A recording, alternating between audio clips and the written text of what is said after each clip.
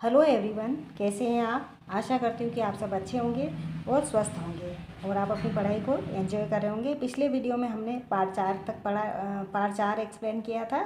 आज हम आपके लिए 5वीं क्लास का पार्ट 5 हिंदी की पाठ्य पुस्तक का पार्ट 5 एक्सप्लेन करने जा रहे हैं, जिसका नाम है इंद्रधनुष के रंग। ठीक है, आप सब ने अभी बारिश का मौसम है और आप सब ने इंद्रधनुष जरूर देखा होगा। तो आइए इंद्रधनुष के बारे में इस पाठ में क्या बताया गया है।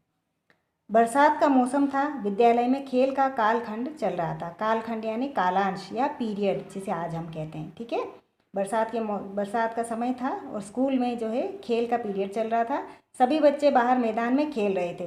तभी उमा ने आकाश में इंद्रधनुष देखा। वह अन्य बच्चों से बोली, देखो कितना सुंदर इंद्रधनुष है। तभी क्या होता है, उमा ने जो है इंद्रधनुष को देखा और उसने बोला, अपने सब दोस्तों को भी दिखाया और बोला कि देखो कितना सुंदर इंद्रधनुष बना है। तो उसके दोस्तों का क्या नाम है, सुमन है, सबीना है, अनुराधा है, सुनील है, ठीक है, माइकल भी है। तो इस तरह बहुत हरजिंदर है। ये सारे बच्चे जो हैं वो एक ही विद्यालय में पढ़ रहे हैं और उसके उमा के दोस्त हैं। ठीक है। सुमन, आसमान में इंद्रधनुष कितना सुंदर लग रहा है। सबीना, इसके रंग कितने सुंदर हैं। अनुराधा, ये कैसे बनता है। अब ये बच्चे आपस में बात कर रहे हैं। एक बोल रहा है कि इंद्रधनुष कितना सुंदर लग रहा है। सबीना ने कहा कि इसके कलर कितने अच्छे लग रहे हैं। तो अनुराधा ने पूछा कि यह कैसे बनता है। सुनील बोलता है, चलो नसीम, हम गुरुजी के पास चलते हैं। तो सुनील ने कहा कि चलो हम सब गुरुजी के पास में चलते हैं, अपने अध्यापक के पास में चलते हैं और उनसे पूछते हैं कि इंद्रधनुष कैसे बनता है। सुनील और नसीम गुरुजी के पास गए और धीरे धीरे सभी बच्चे वहाँ आ गए। तो सुनील और नसीम पहले जो है गुरुजी के पास पहुँचे और फिर धीरे धीरे करके सारे बच्चे भी उन्हीं के पास जाकर इकट्ठा हो गए। गुरुजी को इंद्रधनुष दिखाते हुए सभी बच्चे एक साथ बोले, गुरुजी इंद्रधनुष कैसे बनता है। तो सब बच्चे जब इकट्ठा हो गए तो उन्होंने आसमान की ओर इशारा करते हुए उनसे पूछा कि गुरुजी, ये इंद्रधनुष जो बना हुआ है तो आप हमें बताइए कि ये कैसे बनता है। माइकल, इसमें इतने सुंदर रंग कौन भरता है। माइकल ने पूछा कि इसमें इतने सुंदर सुंदर कलर जो है वो कौन भरता है। और उमा बोलती है, इतने सारे रंग कहाँ से आते हैं और आसमान में इस इंद्रधनुष में इतने सारे रंग कहाँ से आते हैं। सबीना बोलती है, ये बरसात में ही क्यों दिखता है। सुमन बोलती है, इतना सुंदर ये इंद्रधनुष आसमान में हमेशा क्यों नहीं बना रहता।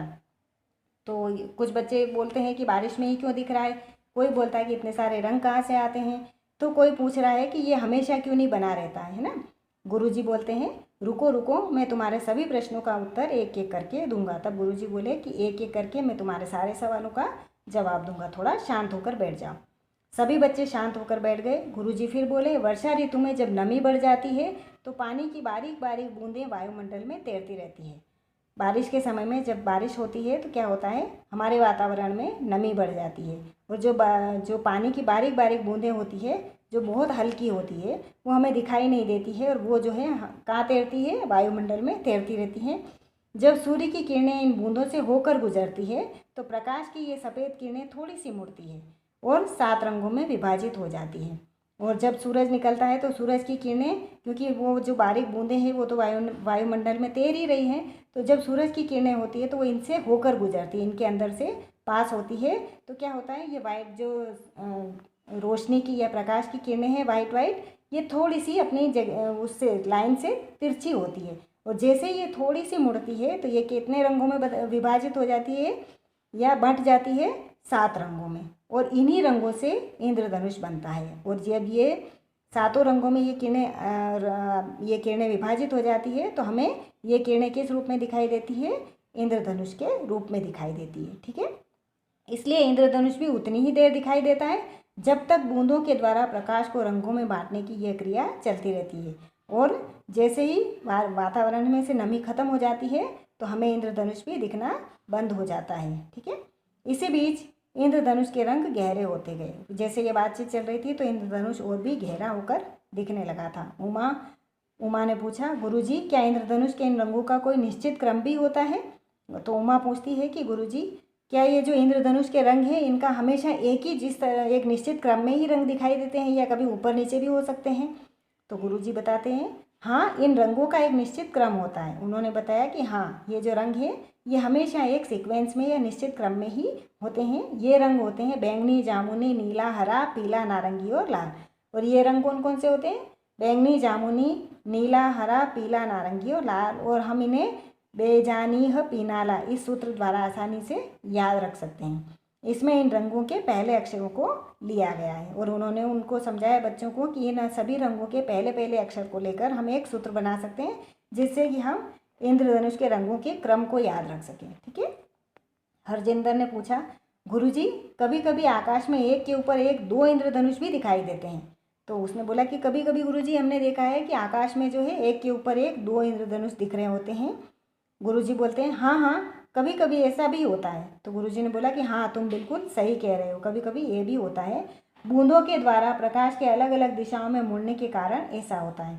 तो ये ऐसा इसलिए होता है कि जो बूंदें होती है उनके अंदर से होकर जो प्रकाश है वो अलग अलग दिशाओं में मुड़ जाता है, तो एक के ऊपर एक डबल हमें इंद्रधनुष भी दिखाई दे सकता है। सामान्यतः इंद्रधनुष में लाल रंग ऊपर और बैंगनी रंग नीचे होता है, जैसा कि इंद्रधनुष में दिखाई दे रहा है ना। तो जनरली क्या होता है कि लाल रंग जो है वो सबसे ऊपर दिखाई देता है और बैंगनी रंग जो है वो सबसे नीचे दिखाई देता है। किंतु यदि इसके ऊपर दूसरा इंद्रधनुष बनता है तो उसके रंगों का क्रम उल्टा होता है ना। लेकिन अगर इसी के साथ इसी के ऊपर दूसरा वाला इंद्रधनुष अगर बन जाता है तो उस समय इसके रंगों का क्रम जो है वो उल्टा हो जाता है, यानी कि इस ऊपर वाले इंद्रधनुष में बैंगनी रंग जो है वो सबसे ऊपर दिखाई देता है और लाल रंग जो है वो कहाँ दिखाई देगा, सबसे नीचे दिखाई देता है। सुमन ने पूछा, गुरुजी इसे इंद्रधनुष क्यों कहते हैं? स्वाभाविक है कि हम इसे इंद्रधनुष क्यों कहते हैं, इसे कोई और नाम भी तो दिया जा सकता था। तो गुरुजी ने बताया कि हम इसे इंद्रधनुष क्यों कहते हैं। उन्होंने बताया, हमारी पौराणिक मान्यताओं के अनुसार इंद्र को वर्षा का देवता माना जाता है। हमारे जो पुराण है, वेद हैं, उनकी मान्यताओं के हिसाब से इंद्र को हम वर्षा का देवता किसको मानते हैं? हम इंद्र को। वर्षा ऋतु में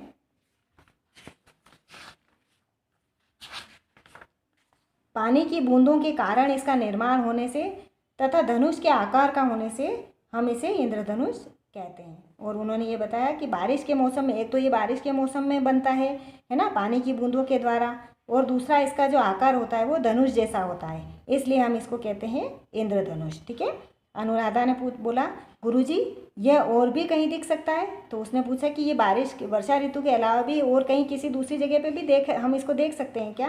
तो गुरुजी ने बताया कि हाँ, जहाँ फव्वारे चल रहे हों या ऊंचाई से गिरते जल प्रपातों में जहाँ जल की बारीक बूंदें दूर दूर तक फैल जाती हैं, वहाँ भी हम कभी कभी इंद्रधनुष बनता देख सकते हैं। तो गुरुजी ने उसे बताया कि या तो हम इंद्रधनुष कहाँ देख सकते हैं, जहाँ पे फव्वारे चल रहे हो। तो जहाँ पर फव्वारा चल रहा होता है तो उससे जो पानी की बूंदें होती है वो दूर दूर तक फैल जाती है, फिर जब उनसे सूरज की रोशनी गुजरती है तो हमें इंद्रधनुष वहाँ पर भी दिखाई दे सकता है। इसके अलावा ऊंचाई से गिरते जलप्रपातों में, जलप्रपात कहते हैं झरनों को, ठीक है, झरने को कहते हैं जलप्रपात। तो अगर कहीं बहुत ऊंचाई से कोई झरना गिर रहा हो तो वहाँ पर भी पानी की जो बारीक बारीक बूंदें हैं वो दूर दूर तक फैल जाती है और हम कभी कभी वहाँ पर भी इंद्रधनुष बनता हुआ देख सकते हैं। सभी ने देखा कि धीरे धीरे आसमान में इंद्रधनुष धुंधला होता जा रहा है। तो अब सबने समझ भी लिया, जान भी लिया कि इंद्रधनुष कैसे बनता है, इंद्रधनुष क्या होता है, और अब सबने ये भी देखा कि धीरे धीरे आसमान में जो बना हुआ इंद्रधनुष था वो मिटता जा रहा है, वो धुंधला होता जा रहा है। थोड़ी देर में उसका दिखना बंद हो गया, किंतु बच्चों के मन में अभी भी इंद्रधनुषी रंग समाये हुए थे और थोड़ी ही देर में उसका दिखना भी बंद हो गया, लेकिन फिर भी बच्चे इंद्रधनुष के रंगों को लेकर बहुत ही उत्साहित महसूस कर रहे थे। ठीक है। इसमें नए शब्द देख लीजिए। वायुमंडल जो है उसको कहते हैं हवा का घेरा जो पृथ्वी के चारों ओर है। ठीक है। वायुमंडल किसे कहते हैं? हमारी पृथ्वी के चारों ओर जो हवा का घेरा है वो है वायुमंडल। गुजरना इसका मतलब होता है निकलना, विभाजित होना यानी कि बट जाना, क्रिया यानी कि कार्य या काम, पौराणिक पुराणों से या पुराणों से संबंधित या प्राचीन या पुरातन, मान्यता का मतलब होता है किसी बात के माने जाने की क्रिया या भाव। जलप्रपात वह स्थान जहाँ किसी ऊंचे पहाड़ से जल स्रोत नीचे गिरता है या फिर हम इसे झरना कहते हैं। ठीक है। इंद्रधनुष 7 रंगों की धनुष जैसी आकृति जो वर्षा ऋतु में सूर्य की दिशा में दिखाई देती है। ठीक है। तो ये थे आपके नए शब्द। आप इस पाठ को पढ़िए, ठीक है, समझिए, और कोई प्रॉब्लम हो तो आप हमसे बात करिए। आज के लिए इतना ही, फिर मिलेंगे अगले वीडियो में। तब तक के लिए stay safe, stay happy, good bye.